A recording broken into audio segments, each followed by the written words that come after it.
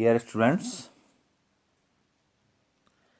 मैं doctor Naresh Kumar Agrawal, associate professor, department of ABST, government girls college Chomu.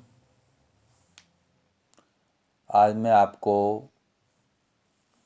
सह संबंध की जो तीसरी विधि है, संगामी विचलन रीति, कॉन्करेंट डेविएशन मेथड, इसके बारे में बताऊंगा। इससे पहले हम सहसंबंध की काल पियर्सन विधि, दूसरी स्पेयरमैन कोटी विधि पढ़ चुके हैं। आज हम ये जो तीसरी विधि है, संगामी विचलन रीति, इस विधि के बारे में पढ़ेंगे। इस विधि का प्रयोग हम कब करते हैं?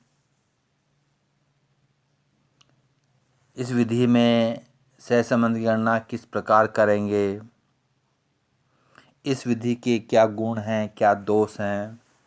और लास्ट में एक न्यूमेरिकल क्वेश्चन लेकर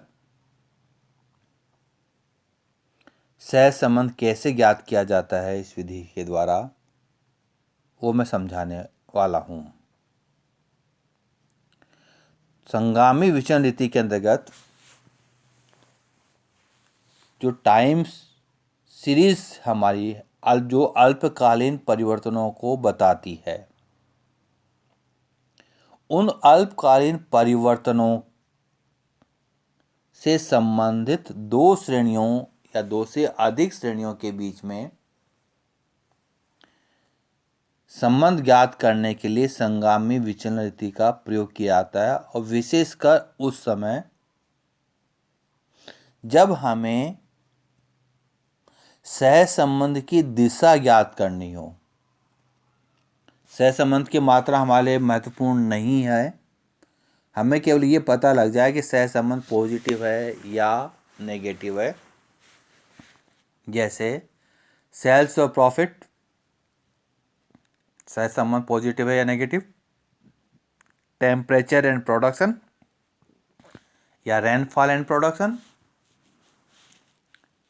या डिमांड और प्राइस, इनके बीच में यदि कुछ संबंध ज्ञात करना हो तो संगामी विचलन रीति का प्रयोग किया जा सकता है। सामान्यतः ये विधि हमारी रेखा चित्र पर भी आधारित है, जिसमें दो संबंधित सरणियां यदि एक ही डायरेक्शन में मूव करती हैं तो उनके बीच में पॉजिटिव रिलेशन होगा, और यदि एक दूसरे के विपरीत दिशा के अंतर्गत गमन करती हैं, प्रतिगामी हैं, तो उनके बीच में नेगेटिव रिलेशन होगा।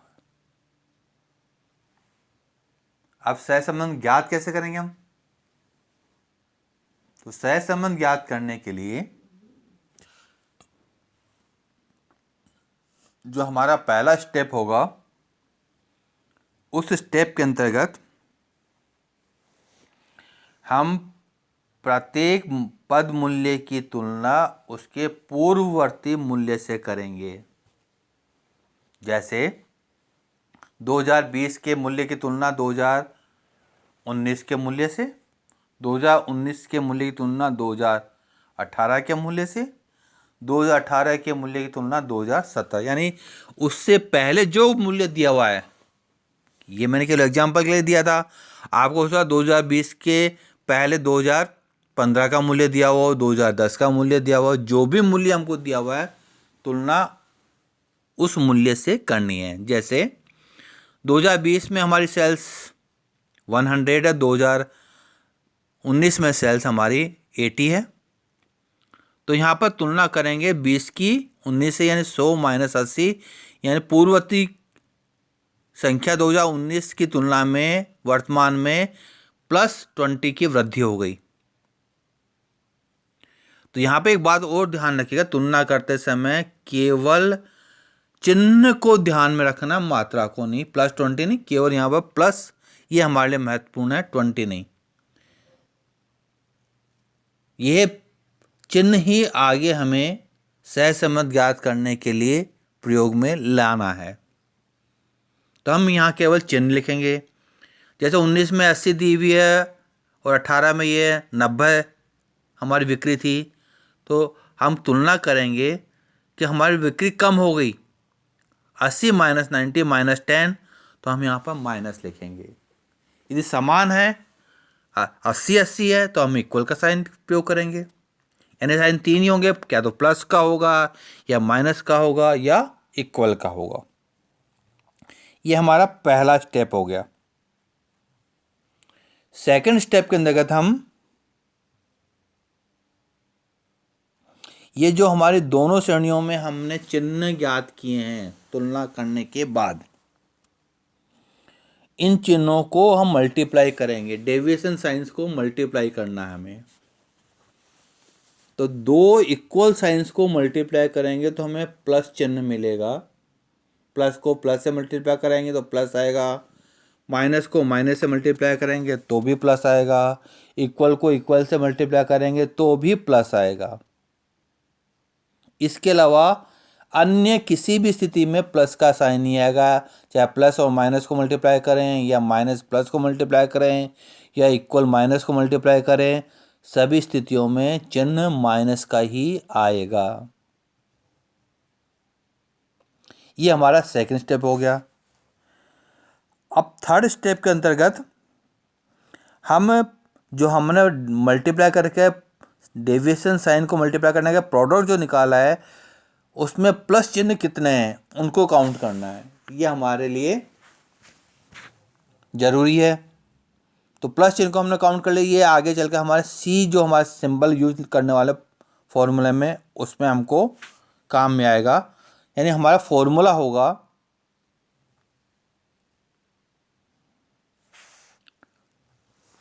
Correlation, concurrent correlation equal to, यानी आरसी जो कॉन्करेंट कोरिलेशन को डिफाइन कर रहा है, equal to plus minus under root plus minus 2c minus N upon N. यहाँ पर देखिएगा सी का मतलब है कि प्रोडक्ट का जो कॉलम है उसमें प्लस चिन्हों का टोटल कितना हमारा।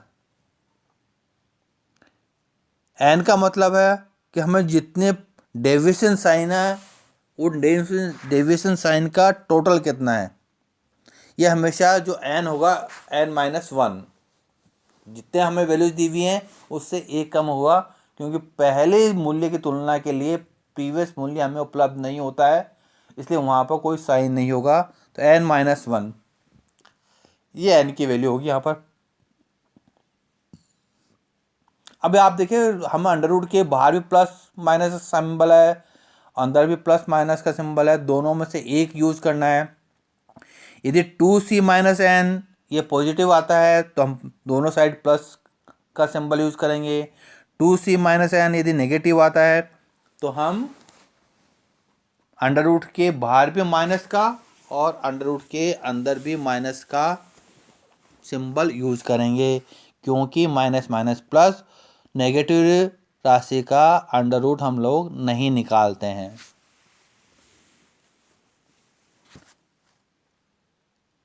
अब मैं क्वेश्चन लेता हूँ। उस क्वेश्चन के अंतर्गत कॉन्करेंट डेविएशन मेथड से हम किस प्रकार सहसंबंध ज्ञात करेंगे वह सीखते हैं हम। क्वेश्चन हमारा इस प्रकार है, निम्न सारणी में संगामी विचरण रीति द्वारा सहसंबंध की गणना कीजिए। एक्स सीरीज दी हुई हमको 90, 122, 135, अगेन 135, देन 115, देन 110 और लास्ट में 125। वाई सीरीज दी हुई हमको क्रमशः 45, 40, then 60, then 80, then 80, then 60 और लास्ट में 65। बहुत सिंपल क्वेश्चन है। आप क्वेश्चन सोल्व करने के लिए सबसे पहले टाइटल डालेगा calculation of coefficient of correlation by concurrent deviation method. X series की वैल्यूज लिख दीजिएगा आप 90, 122, 135, 135, 115, 110 एंड लास्ट में 125। इसी तरह वाई सीरीज़ की वैल्यूज भी लिख दीजिएगा 45, then 40, then 60, then 80, then 80, then 60 और लास्ट में 65। अब आप सिंबल्स का यूज़ कीजिएगा। पहली जो संख्या 90 दी हुई है एक्स सीरीज में, इसके सामने कोई सिंबल नहीं होगा क्योंकि इसकी तुलना इससे पहले वाले वैल्यू से नहीं की जा सकती है। इसके बाद हम तुलना करेंगे 122 122 की 90 से, तो प्लस का सिंबल आएगा। 122 माइनस 90 प्लस होंगे। 135 माइनस 122 ये भी प्लस के होंगे। 135 की तुलना 135 से करेंगे तो 12 इक्वल का निशान आएगा। 115 की तुलना 135 से करेंगे माइनस का सिंबल आएगा। 110 की तुलना 115 से करेंगे तो भी माइनस का सिंबल आएगा।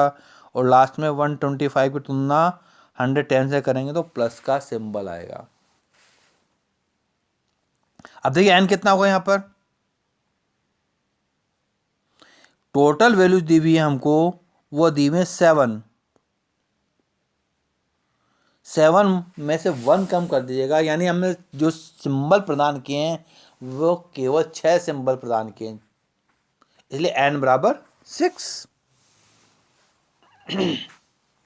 यही काम हम वाई श्रेणी के लिए करेंगे। पहली संख्या 45 के सामने कोई सिंबल नहीं आएगा, फिर 45 की तुलना करेंगे तो माइनस का सिंबल आएगा। 60 की 40 से कंपेयर करेंगे तो प्लस का सिंबल आएगा। 80 की 60 से कंपेयर करेंगे प्लस का सिंबल आएगा। 80 को 80 से कंपेयर करेंगे इक्वल का सिंबल आएगा। 60 को 80 से कंपेयर करेंगे माइनस का सिंबल आएगा। और लास्ट में 65 की कंपेरिजन 60 से करेंगे तो भी प्लस का सिंबल आएगा। अब हमको प्रोडक्ट करना, दोनों डिवीजन साइन को मल्टीप्लाई करना है। तो एक्स सीरीज में पहला सिंबल प्लस दिया हुआ है, वाई सीरीज में माइनस दिया हुआ है तो माइनस सिंबल आएगा। इसके बाद में एक्स सीरीज में प्लस सिंबल दिया हुआ है, वाई में प्लस दिया हुआ है प्लस सिंबल आएगा। एक्स सीरीज में इक्वल का सिंबल है, वाई सीरीज में प्लस सिंबल है तो माइनस सिंबल आएगा। माइनस सिंबल दिया हुआ है एक्स सीरीज में, वाई सीरीज में इक्वल दिया हुआ है तो भी माइनस का आएगा। एक्स सीरीज में माइनस सिंबल है, वाई सीरीज में माइनस सिंबल है तो प्लस आएगा। और लास्ट में दोनों सीरीज में प्लस का सिंबल है तो मल्टीप्लाई करने पर प्लस का सिंबल आएगा। प्रोडक्ट में 3 प्लस के सिंबल्स हैं तो सी बराबर 3 हो जाएगा। फॉर्मूला लिख दीजिएगा plus minus under root plus minus 2c minus N upon N. आप देखिएगा 2c माइनस एन यदि प्लस है यानी 3 इंटू 2 6 माइनस 6 0, तो आप है ना सिंबल प्लस का यूज कर सकते हैं। तो वैल्यूज पुट अप करने पर 2 into minus 6 upon 6, 6 minus 6 upon 6 का अंडर रूट, तो 0 अपॉन 6 का अंडर रूट 0 आएगा। अब दोनों श्रेणियों में सहसंबंध इसके आधार पर कर सकते हैं नहीं है, यानी एक्स और वाई श्रेणी में सहसंबंध का अभाव है। तो आपने देखा संगाम्य विचलन रीति में केवल सहसंबंध की दिशा ज्ञात की जाती है कि सहसंबंध किस डायरेक्शन में है, पॉजिटिव है या नेगेटिव है, या सहसंबंध का अभाव है या पूर्ण सहसंबंध है। आपको इस विधि में कोई भी कठिनाई हो तो आप मुझे व्हाट्सएप पर अपने प्रॉब्लम भेज सकते हैं या फ़ोन पर बात कर सकते हैं। Thank you.